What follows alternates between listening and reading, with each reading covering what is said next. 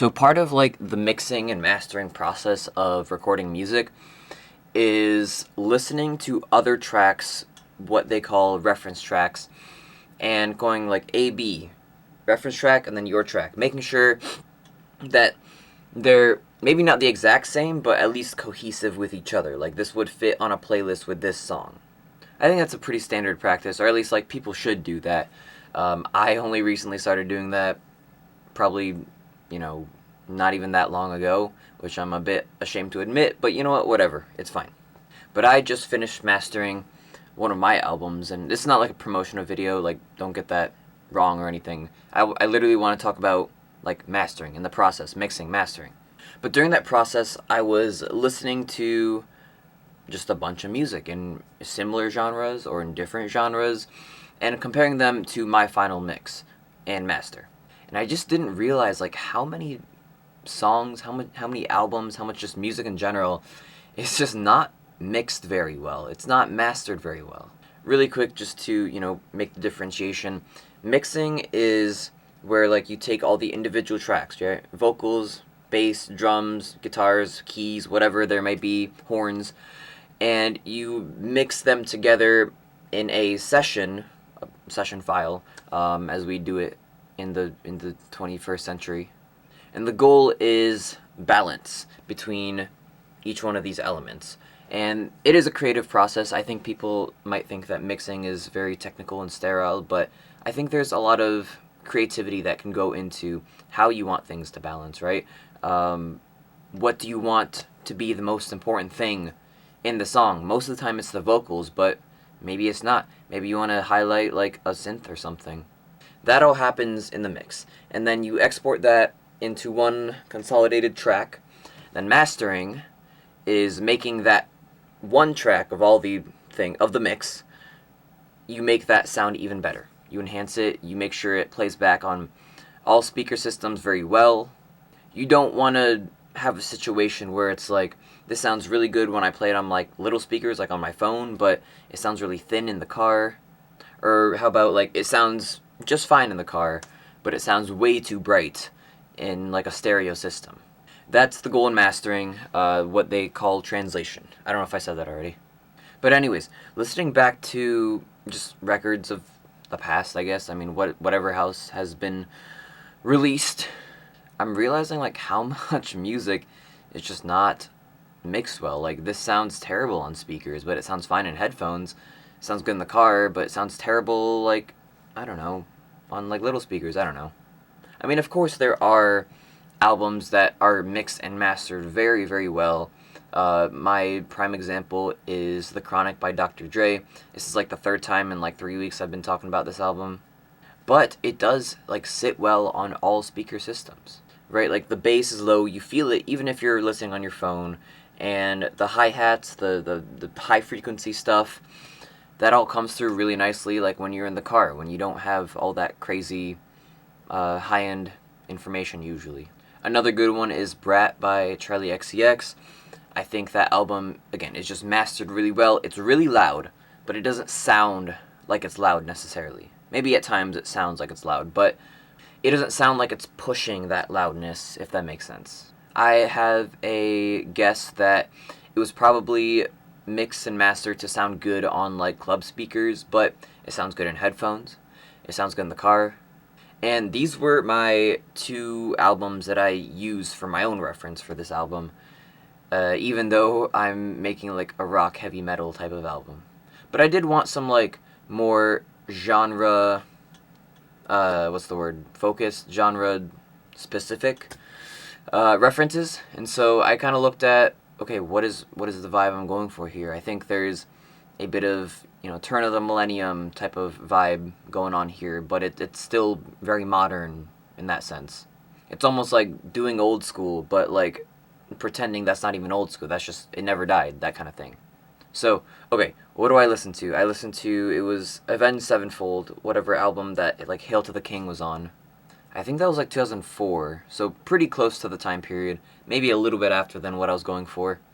But I listened to it, and it's not a bad album. Like the songs are good, but the mixing is terrible. It is awfully mixed. Oh my god.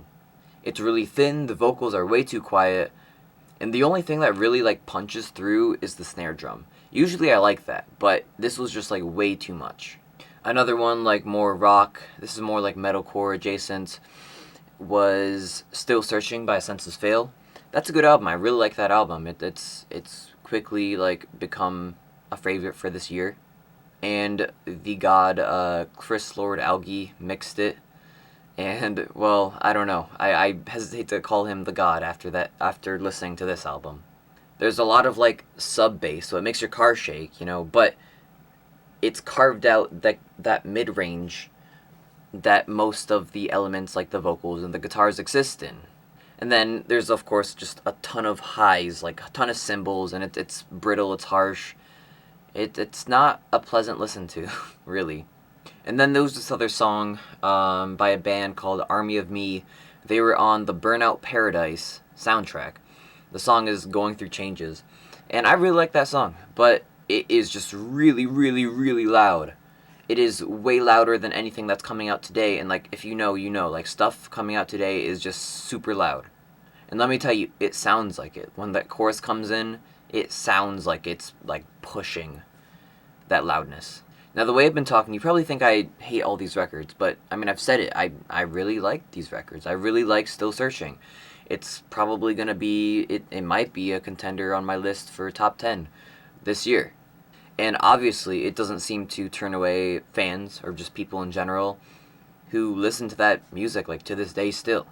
So that kind of brings me to the point of this video, right? Like, no one knows what they're doing. No one is good at mixing or mastering.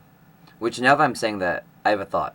So those rock songs, those rock adjacent songs, my theory is that they were made to be played on radio. They were made to be jammed in the car, because that's where you'd listen on the radio during that time in life, in time. So the fact that the bass is really, boosted, the highs are really boosted, and the mids are scooped out is because if you turn down the radio and you want to talk to someone, your voice exists in that mid-range, so it's easier to talk to someone while the radio is still on, and you can still hear them, you can still, like, feel the bass, though, and, like, hear the cymbals. So maybe they did know what they're doing. But, I mean, objectively, it sounds terrible. It doesn't play well on speakers. It sounds okay. It sounds pretty good on headphones. But, like, when I'm listening to a playlist, and, I mean, I don't listen to playlists, maybe because I like the cohesion of albums. It's tough to, like, switch between something that's, like, sonically full and, like, it translates well to, something that was designed to be played in the car on the radio. I guess that goes to say that mastering is also a creative process. I said mixing is a creative process, but I think mastering is too. Like, sure, there are technical things that go on and making sure things are loud, but also not, like, pushing, but also things are, like, the track is balanced and it's cohesive with other tracks. But I guess, really, you can kind of do what you want, right? However, I do feel like with the decline of albums as, like, a thing, and the rise of playlists as a thing, especially, like, algorithmic playlists, I feel like mastering is becoming less creative, that everything just kind of blends in to one, like, soundscape. The stuff that's coming out, like, right now. And I'm talking from, like, a rock sense, but you could say this about many other genres for rock, right? I think Poppy sounds like I Prevail, which sounds like Spirit Box. In terms of, like, sonic quality, they all sound kind of the same. It's pretty good. Maybe a little bit too bassy for my personal taste, but, like, it all just sounds the same. And, going to pop as well, let's talk about the new Taylor Swift album, I guess. I feel like that has the same thing, where it just kind of sounds like everything else. It feels like it should be lighter on its feet, but it's a bit, it's kind of fat in some ways. And I'm not like, okay, whatever, I'm not going to go there. What I mean by that is, I think the lower mid-range, so the lower portion of the mid-range, the main sound, is just boosted a bit more than it should be, and I think that's because it will sound better on, like, a phone.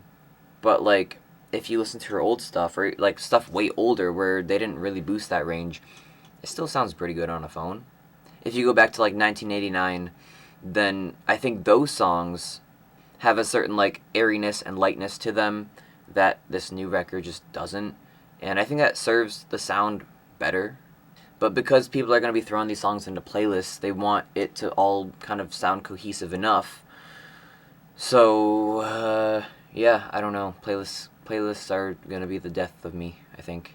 So I think I went into this video with a point, but this just kind of turned into a discussion about mixing and mastering. And that's fine, I guess. But let me know what you think about this whole thing. Like, does it matter in the first place? Am I kind of like, making a thing of this when it's really not that big of a thing? If you're a recording professional, I don't know. I want to hear your thoughts too. Because I'm only one man. But I guess with that, I'm out. Peace.